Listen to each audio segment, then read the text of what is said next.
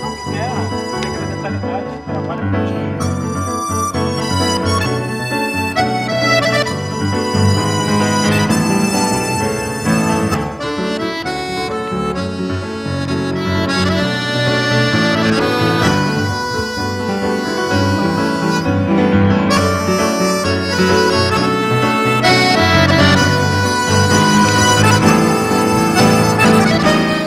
Martin, aqui desse lugar, nos dias bem claros, dá até para ver Porto Alegre. Então, aqui a gente está aproximadamente cerca de 30 minutos de Porto Alegre, né? Isso aí vai dar mais ou menos uns 40 quilômetros, talvez nem isso.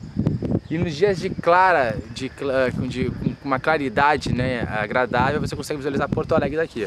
Agora, como é que o cara tem uma ideia de plantar uns vinhedos aqui, né? Com a Serra Gaúcha, com a campanha, com outras regiões, e aqui do lado de Porto Alegre, e o resultado parece que foi ótimo, né? Pois é, então, a gente tem tido resultados bem positivos, Beto, e a questão de terroir, a gente até hoje ainda está buscando ser melhor naquilo que a gente faz, ou seja, a gente só está comercializando aquilo que o Dr. Gilberto, que o enólogo, aquilo que a gente aprove. Apenas 20, 25 minutos aí, 30 minutos de Porto Alegre, e uma situação bem atípica por não ser uma situação alta como a Serra Gaúcha, por exemplo.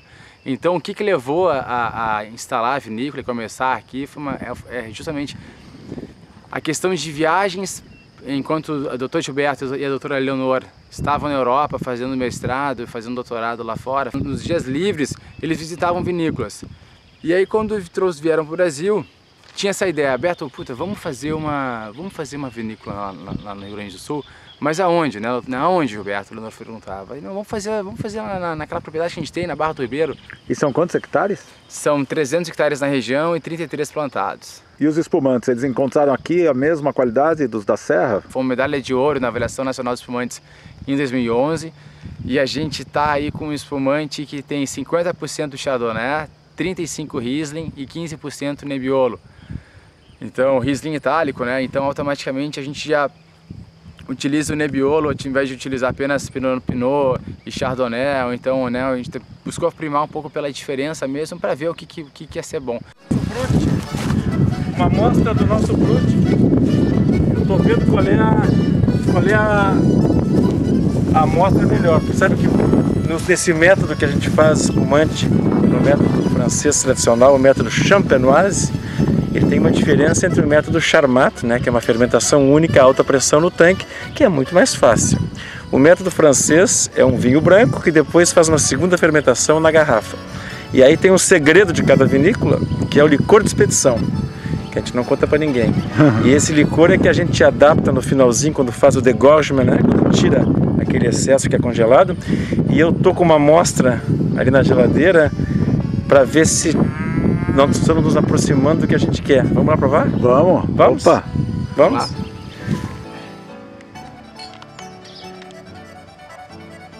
É uma diversão isso. É.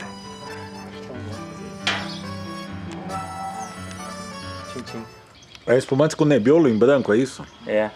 Ele tem um pouquinho de Nebbiolo vinificado em branco, só para dar mais estrutura. Nebbiolo, Chardonnay. A base é Chardonnay, né? E tem um pouco de Riesling itálico e um pouco de Nebbiolo.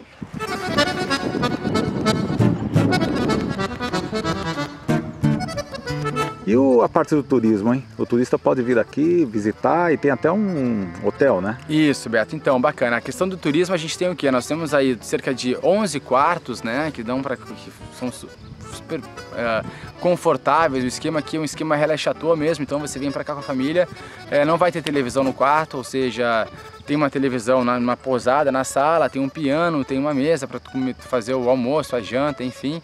Mas o objetivo aqui é realmente descansar com um belo ar-condicionado, com um belo lençol, né, com fio aí, bastante quantidade de fios, aí 300 fios no lençol, para descansar, e depois você vai caminhar na vinícola, você vai curtir um deck ali embaixo na piscina, você vai caminhar pelas bromélias, vai pegar uma gôndola e vai passear pelo lago. Realmente não é para ficar dentro de casa vendo televisão, é para fazer alguma coisa, aproveitar a natureza, o perfume das lavandas que tem aqui ao lado.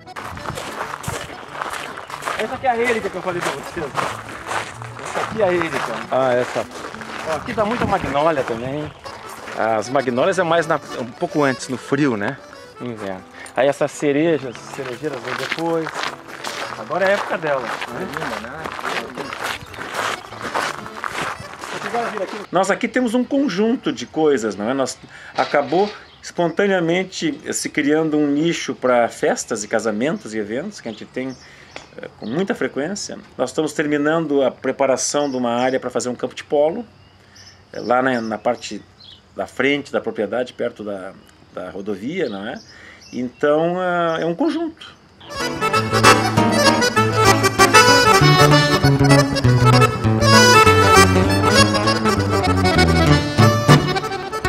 A gente teve aqui uma presença de grandes celebridades. A gente teve aqui em 2009 toda a família da Gisele Bündchen, a irmã dela, casou aqui, então veio o Tom Brady, veio pra cá.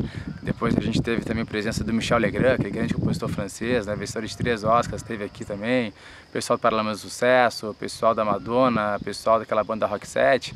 Enfim, então isso aqui a gente fala que é um avatar, né? A 30 minutos de Porto Alegre, 40 minutos no máximo, se você vai estar aqui visualizando, tomando espumante, no som aí das galinhas Angola, ao som do pavão que está passando por aqui.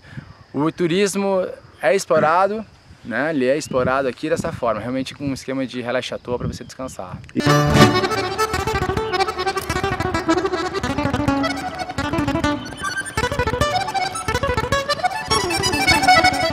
Eu sou oncologista, sou professor da universidade e eu tive um paciente que foi presidente da Embrapa e prefeito de Bento Gonçalves, chamava-se Ormuz Rivaldo. Ele era uma pessoa encantadora e ele foi meu paciente e amigo por mais de 10 anos. Ele é falecido já e o Ormuz sempre quis me dar um presente. E eu dizia que o único presente que eu aceitaria dele era fazer vinho bom na Barra do Ribeiro. Aí um belo dia ele me telefonou da Itália, ele era muito teatral, e ele disse: Dr. Gilberto, estou aqui em Abruzzo, olhando para o Adriático e sentindo esse ar úmido que vem do mar Adriático, eu estou me lembrando da Barra do Ribeiro. Aí eu disse: Ormuz, por favor, volte à terra. Ele disse: não, eu tenho uma uva que vamos fazer o primeiro teste, que era o Montepulciano de Abruzzo, que era um clone adaptado àquela região de Abruzzo, que até tem certas, guardando as proporções, certas semelhanças com a nossa região geográfica, e um aspecto que tem sido estudado e que talvez nos favoreça, que os técnicos têm dito, é a nossa luminosidade, que é muito interessante. Tem muitos espelhos d'água nessa região, então como nós temos áreas de colina, então a gente pode escolher as áreas específicas que tenham a exposição ao sol adequada e não sejam tão baixas, mais essa luminosidade, eu acho que a gente vai chegar talvez em alguns produtos interessantes.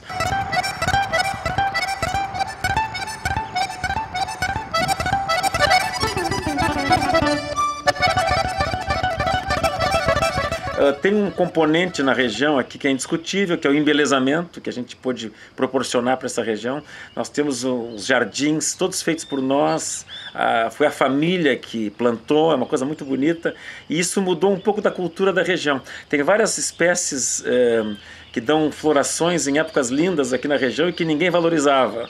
Tem, por exemplo, uma flor chamada Érica, que é muito comum aqui nessa região. Dália também é muito comum nessa região. E o povo nunca valorizou na sua parte ornamental das casas, etc. E depois que a vinícola começou a ter jardins com essas flores, mudou um pouco da cultura da região. Já se vê jardins mais bonitos. Então isso é uma coisa que me dá muito prazer.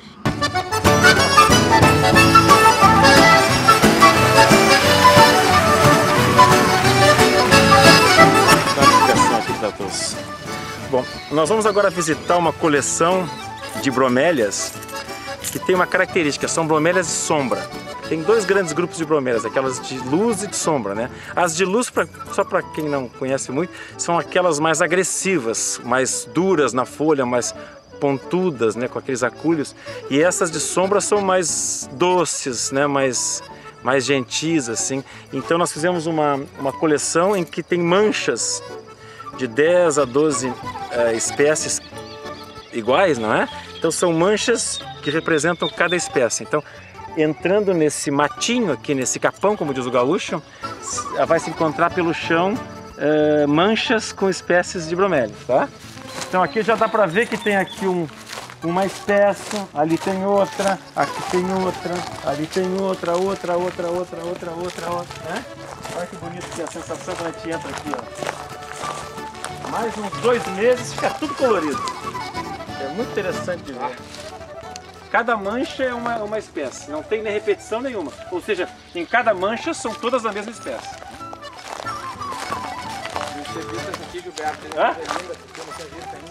Agora, até dezembro elas começam a ficar todas coloridas. O momento máximo delas é mais no fim do ano.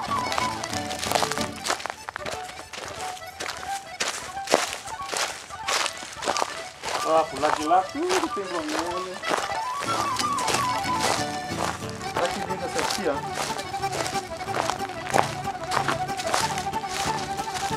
E aqui nós temos esse deck. Temos os nossos convidados aqui que estão tomando uma decisão muito importante. Eles vão comprar a rede do Santander. Então eles vieram aqui para ficar o fim de semana para refletir se eles compram ou não compram, se faz uma contraproposta. Então esse é o lugar ideal para a pessoa fazer reflexões. Então, esse açude é cercado por vinhedos, né? Lá para cima tem Cabernet Sauvignon, tem Merlot, tem, lá de cá já começam uvas brancas. Então a propriedade é toda circundada por vinhedos de uvas brancas e tintas, né? Para que a gente possa ter uma ideia daqui a algumas décadas da vocação da região, como eu havia falado anteriormente. As brancas é Chardonnay e Riesling Itálico. Isso, tem Macabeu, Macabeu, Chardonnay, Riesling Itálico, Moscato, que mais? Sauvignon Blanc, que eu quero ver o que vai acontecer com ele.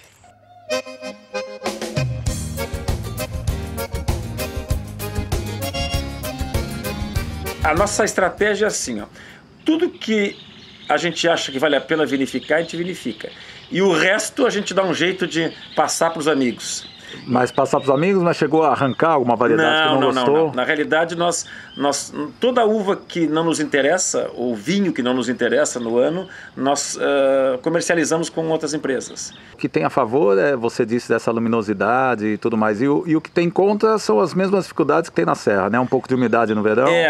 Aqui nós temos muita umidade, nós temos um período de chuvas um pouco, às vezes, favorável, que aumenta o custo, né? Porque nós temos que tratar os vinhedos com mais vigor, né? Para evitar pestes. E eu acho que a dificuldade é não ter um precedente, não ter um histórico. Nós estamos aprendendo, né?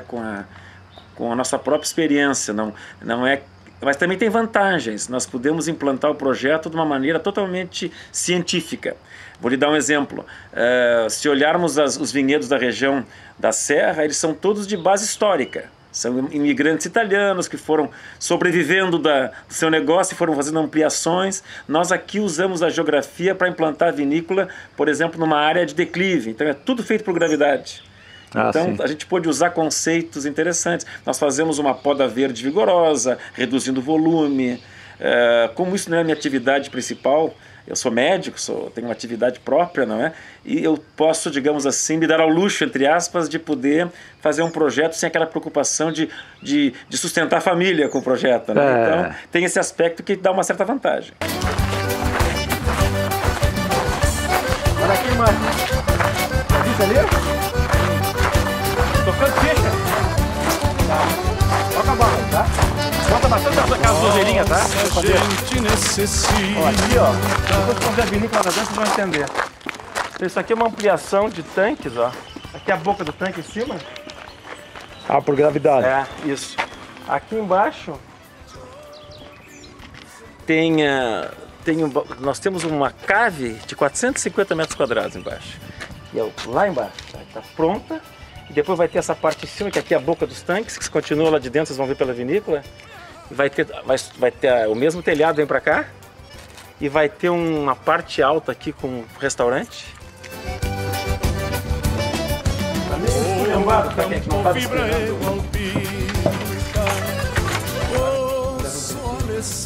Essas obras são de um grande amigo meu, que é o Carlos Brito Velho, que é uma pessoa que a gente tem muito carinho e que ao longo desse projeto a gente foi desafiando o Brito a embelezar a propriedade, e eu comecei assustando ele com esse painel Ele disse que nunca tinha lido sobre como se faz vinho, e eu disse, olha, mais ou menos são essas etapas. E ele fez esse painel, que é a visão dele, meia de Picasso, assim, ele tem umas figuras que lembram, né? Cubismo, assim, um pouco. Então ele fez umas alegorias aí, né? Lá também. Isso dá uma certa alegria, né? A gente vai... Que legal. Aqui é o nosso celeiro dos champenoises, para a segunda fermentação.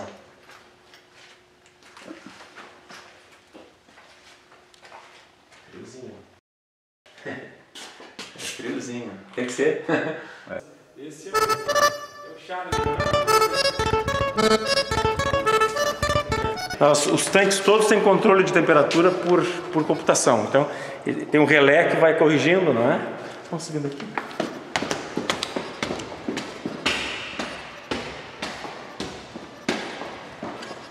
Aqui é o recebimento, onde a gente estava perto ali olhando aquela parte da construção, não é?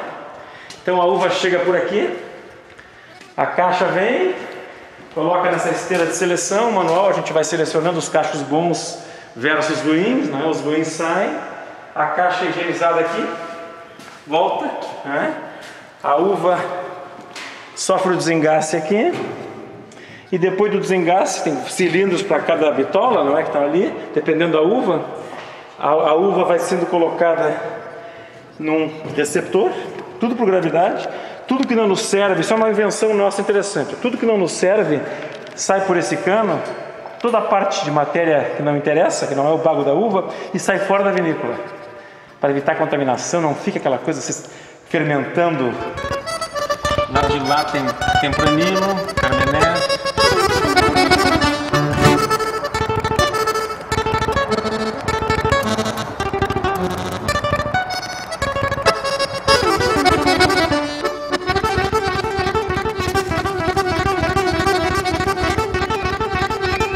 Quando nós começamos esse projeto, entre as várias coisas, de certa forma, poéticas que aconteceram, uma delas foi que na estrada,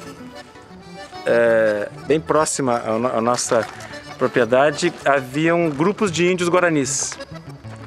E vocês até encontram hoje na estrada vários deles, né? Que ficam, de certa forma, abandonados pelo Estado, né? Eles são pessoas que vivem com muita dificuldade.